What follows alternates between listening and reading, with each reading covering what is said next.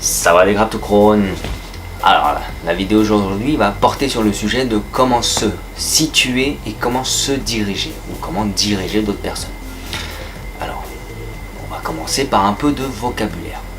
Mais tout d'abord, je souhaiterais dire que cette vidéo va pouvoir servir de support aux francophones, mais également aux thaïlandais. Ça sera beaucoup plus facile à gérer. Et puis, en fait, le vocabulaire en français sera dit un peu plus lentement, malgré que la vidéo sera majoritairement en français, mais ça leur permettrait de s'habituer à notre langue. Nous, par contre, on ne change rien, on reste sur notre méthode, comme d'habitude. Donc alors, tout droit, ça se dit trompai, trompai, tourner à droite, riao khwa. Non, riao qui veut dire tourner, mais tourner pas dans le sens où on tourne, par exemple tourner sur soi-même, c'est un autre mot. Donc, riao khwa, tourner à droite. Riao sai, tourner à gauche. Reculer se dit thoi lang, thoi lang. Vous pouvez également dire thoi.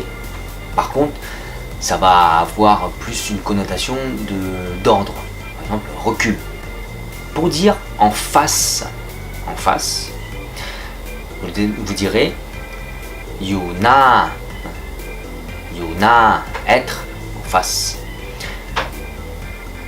À droite ou à gauche, fang khwa, fang khwa, fang qui veut dire à côté, fang sai, et derrière vous diriez khang lang, khang lang, lang donc qui veut dire derrière. Donc là vous avez plus ou moins les vocabulaires principaux pour pouvoir vous situer et vous diriger.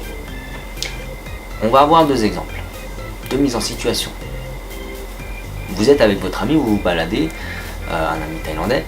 Par contre, il vous a perdu, il vous appelle.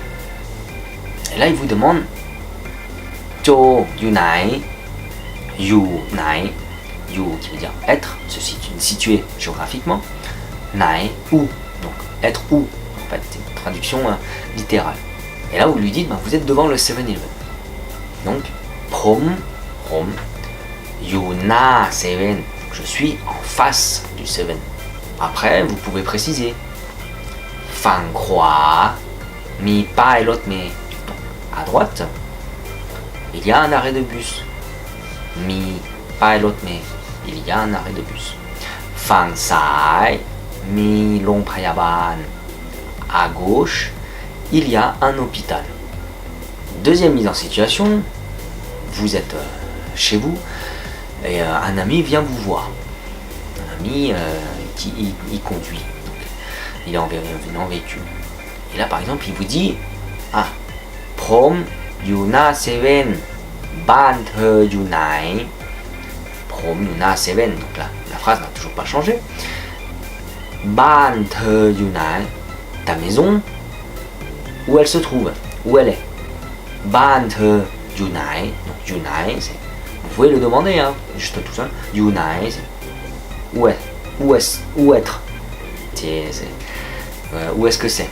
Voilà, ça se traduirait de cette manière.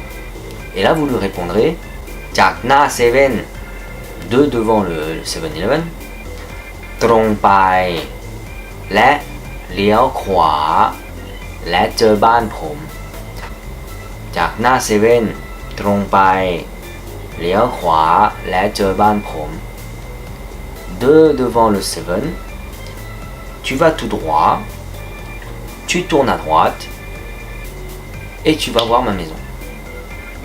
Vous remarquerez, petite subtilité de langage, qui n'est pas forcément obligé de rajouter un sujet et un verbe. Forcément, pas forcément un sujet, le verbe est compris dans la phrase, parce qu'il est déjà sous-entendu. Chose que si on fait en français, c'est très bizarre. Devant le 7, tout droit à droite et ma maison est là.